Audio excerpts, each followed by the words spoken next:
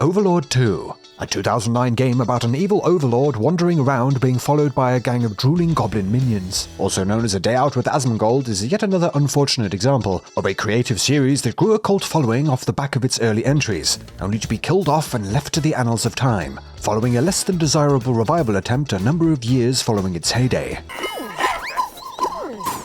That's clearly an act of aggression, sire. It cannot be tolerated. Exterminate those squeakers! With the second game taking the lessons learned from the original and dialing it up to 11. Of course, while featuring a heavy dose of the charming humor that made these early games so fondly remembered even today. Oh my god, it's Prince Philip! But what went into these first two games that made them resonate so loudly that they are still remembered so fondly today?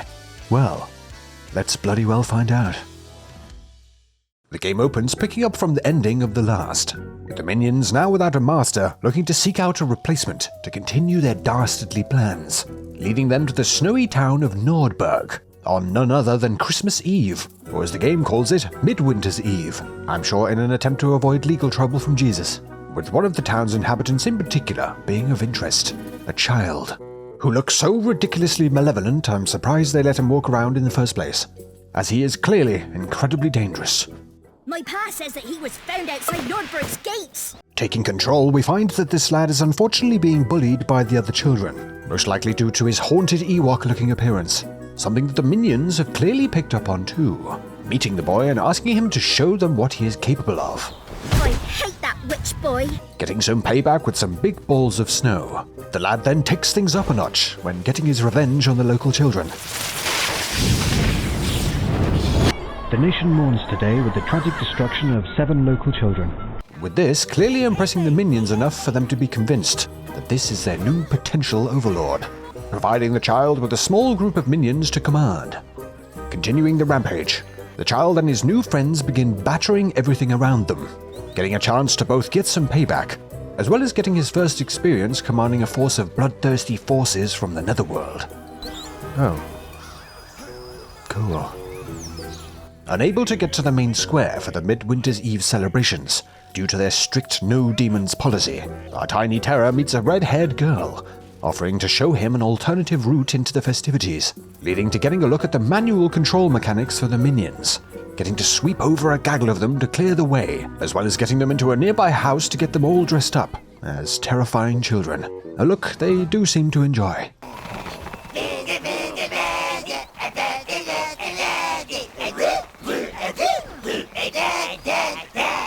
With the disguises incredibly working, we get access to the town square and the celebrations within. Of course, wasting no time sending the minions out to smash up the place, while getting the minions shit-faced on the booze lying around, and wrapping up the chaos nicely by demolishing the town's decorated tree.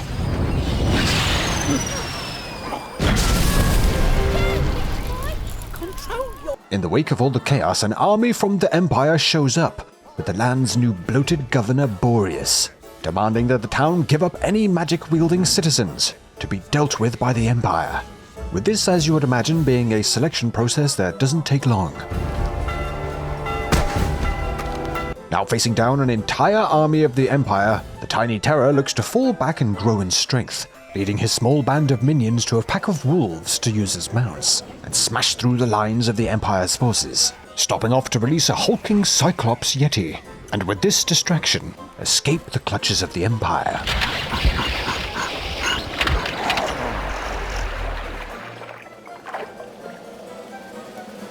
Now freed, the boy is led back to the Netherworld, where he's literally put on ice.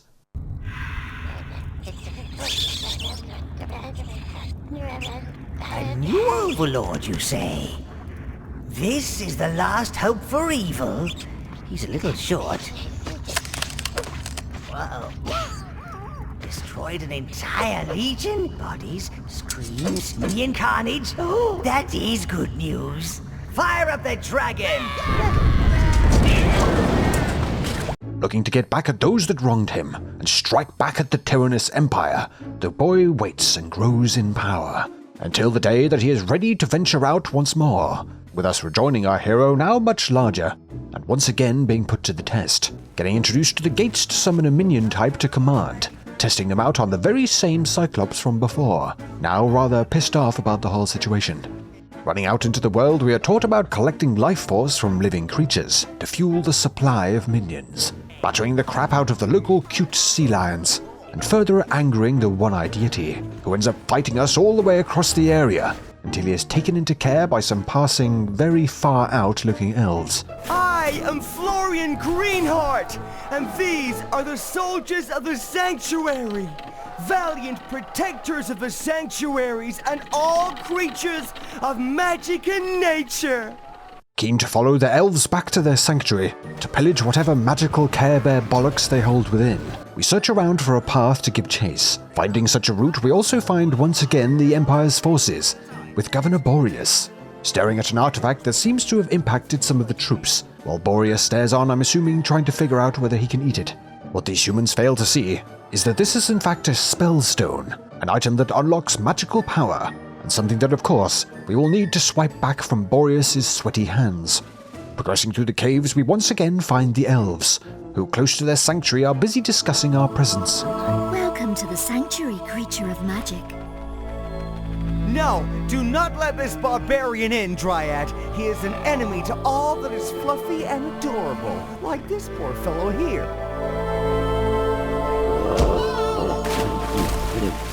With the way blocked, another path is required, that while taking we stumble upon a piece of Netherworld rock, that apparently will become active when the Netherworld has accepted us as the new Overlord. A little further, we see a gaggle of indigenous gnomes have made short work of the Empire's forces transporting the spellstone. A boon for us, as we grab it and begin transporting it, with the mind to build a gate and secure it for the Netherworld. The gnomes, however, are not too pleased about this, and leaving the cave we are stopped in our tracks by a number of the beeping creatures. He's either declaring war, or he wants to marry you to his pet dormouse.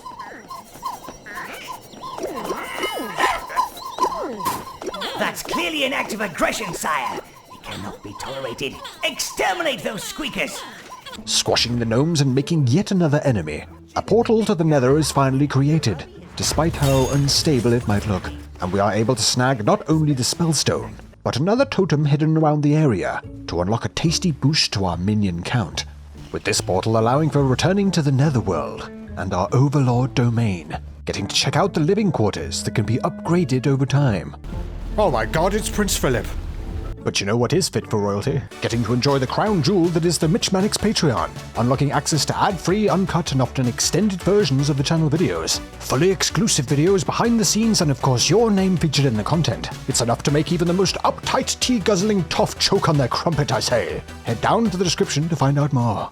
And on the subject of upgrades, minions, gear, and spells can also be worked on, spending resources and minions to increase in power. Also having access to resurrect any powerful or interesting looking minions lost in battle. And even getting to check out the entire roster. Looking to really boost the power of his followers, we return to the Elf Sanctuary to plunder their things and search for the fire-infused red minions, while of course taking any swipes at any tie-dye infused elven tits while doing so. Don't think you can find refuge in our sanctuary. But what was that? Come, soldiers. I think I hear the sound of a mildly distressed badger. Finding the hive for the Reds and transporting them back home, the time has come to enact some revenge on the town that threw the young Overlord to the Empire. Returning to Nordberg with the help of the Reds, we carve a path through the Empire's forces, getting a nice example of some of the more advanced tactics with these minions, positioning the Reds on high ground to rain down fire when advancing the melee-focused Browns in a satisfyingly effective plan of attack. Carving a path to the town, the assault begins, and amongst the chaos we see the now grown-up red-haired girl from our youth, as well as of course the bloated Boreas, who insists the situation is under control, which has to be said, is quite the cope. As the minions smashing through the streets shock the humans to such a degree that they even forget which direction to throw their explosives. Well, that's something you don't see every day. Friendly fireworks. But on the other hand, some others not seeming to care too much. Reaching the town square, the minions get busy pushing a huge statue on the rotund governor, leading to the first of the game's choices. Get me out of here, slave! Get me out at once! No way. Even your crevices have crevices. Yuck! I love how she's essentially saying, no, I won't save you, because you're fat. Overlord 2 uses an alignment system between domination and destruction, with choices like whether to spare Boreas, or enslave or dominate the town, leading to impacting the game's ending, by pushing the player closer to one side or another, with this choice, however, being an easy one. On the surface, at least. Okay, minions, destroy! Just destroy! Come on, destroy! Kill him! Do something! Anything! What about these guys? Okay, this... Oh my god. Fine! I'll do it! Now with the town claimed for the Overlord, and the first new lady secured by way of our red-haired childhood friend, the Overlord looks to once again grow in power. By reaching the elven land of Everlight, releasing some transportation from the ice, they set sail. Sails for Everlight, minions! You and your master are on their way to the ancient retreat of the elves. And there's nothing that does my black heart more good than a retreating elf, especially if they're on fire. Nearing Everlight, a huge door blocks the way, so the gang set to work tracking down a number of keystones to get it open. It's also here that Overlord 2 reveals a more unexpected horror to contend with, that's being its rather higgledy-piggledy use of the autosave system. Not being able to manually save, one can on occasion reach a new area, collect an upgrade while slowly walking it back, progress further only to die to some odd new enemy, and have to do it all over again. Something that even drove the minions to need a drink. And something that I had no idea but would be possibly the most formidable of foes a little later down the line. No! Regardless, the Overlord marches on, opening the gates and sailing proudly onto Everlight and its islands of elven debauchery, only to be greeted by a giant spider who crashes the boat, launching all the minions all over the place, and leaving the Overlord truly high and dry, now tasked with rescuing the minions while battling some of the jungle's indigenous population. You interrupt the feeding. With all due respect, I think you might have done enough of that already. We find this island does have its perks, by way of some forge upgrades and most importantly, seemingly housing a hive of green minions. You won't get by those poison barriers with normal minions. You need the greens. A boon that the Overlord can simply not overlook, so makes this his top priority when carving a path through the jungle. By my scales, what kind of teddy-shaped monster is this? I've never seen anything like it, even in the lands around the old tower. No, it's just so fluffy. It's repulsive. My eyes! My eyes! Oh, what wonderful fur that beast has. I bet it would look much better on me, though. Well, who am I to disappoint my wench?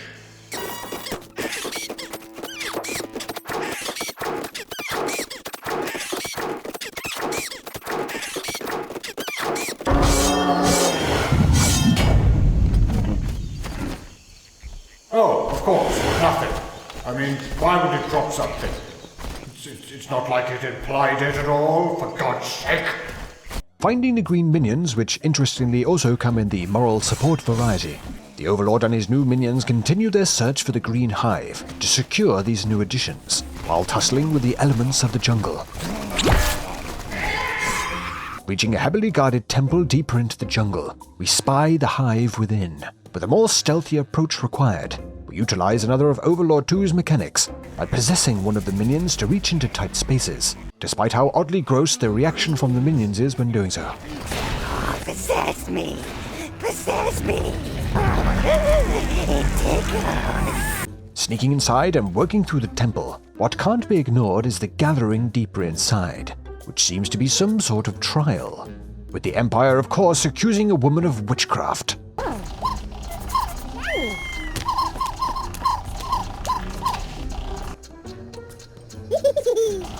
This is ridiculous. I don't have any magical powers. Well, these upstanding Empire citizens say that you do. Yes, she bewitched my husband, governess. They weren't bewitched. They were bored. I can't help it if rich and powerful men are attracted to me. She's a witch. She must be. This unknown woman is almost eradicated, pleasing at least one person a little too much. but she is instead taken away for further examination, letting us continue our search for the hive. Dodging the Empire's sentinels, the hive is located and is carefully carried back through the temple grounds, avoiding the often head-scratching Empire. Why does this feel like some bloke's fever dream fantasy about getting back at an ex-girlfriend? With the hive and the greens now secured, the question must be asked around what the elves are doing with these spiders. Agreeing that they must be using them to strike against the Empire, the Overlord ventures into the Spider Temple to deal with the Spider Queen, as perhaps by doing so, he will be able to bring the smaller spiders under his command. One rather epic boss fight later, the Overlord is proven correct, getting some nice new spider mounts for his newly acquired green minions. The perfect addition to the squad when looking to the next task of ransacking the resorts of the island to take it for the Overlord, with this leading to quite the brawl.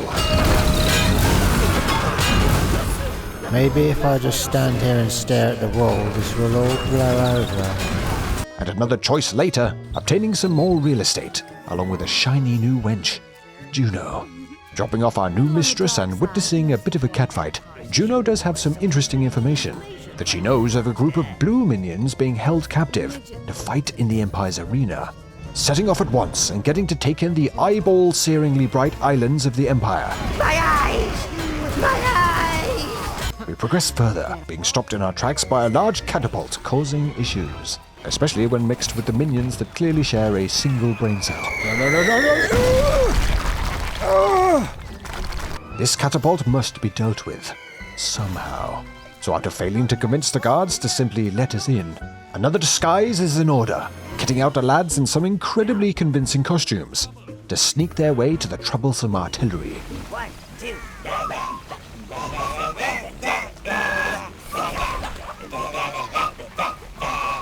Reaching the thing, we of course simply cannot let its destructive power go to waste. So after a little return fire, we regroup and stride proudly into the Empire's settlement. Apparently somehow at least somewhat blending in, despite clearly being a Dark Lord wandering around with an army of dribbling goblins. Morning. What the fuck? Making our way further inland and closer to the arena, the Overlord arrives at the slums, and after a little bit more searching finally comes across the blues he seeks, leading to a forced solo section due to the other minions not being fans of getting wet, despite definitely being able to eat after midnight. But this also giving way to a spot of farming, as the focus so far has been on increasing the power of our posse, with this solo section revealing that the man himself needs a bit of a boost to handle the hit-scan crossbowmen inhabiting the sewers. A fair bit of splattering gnomes later, we return with a hilariously evil-looking mace to smash the crap out of everything that stands between us and the blue minions, that after finding we can see that not only can handle water, but also stealth past enemies and resurrect defeated friendlies. Quite nifty indeed. For the 0.1% of time, the task does not simply boil down to smashing things while cackling maniacally. Arriving at the arena, we get a look at the man who's really pulling all the strings. Solaris, a man whose name definitely does not sound like an ice cream, who simply gets to watch as the Overlord and his minions tear apart the Empire's arena and its challenges, boiling over to battering the bystanders, and even getting reintroduced to the Yeti, just adding to the chaos. He's coming for us all! Maybe if I just stand here and stare at the wall, this will all blow over.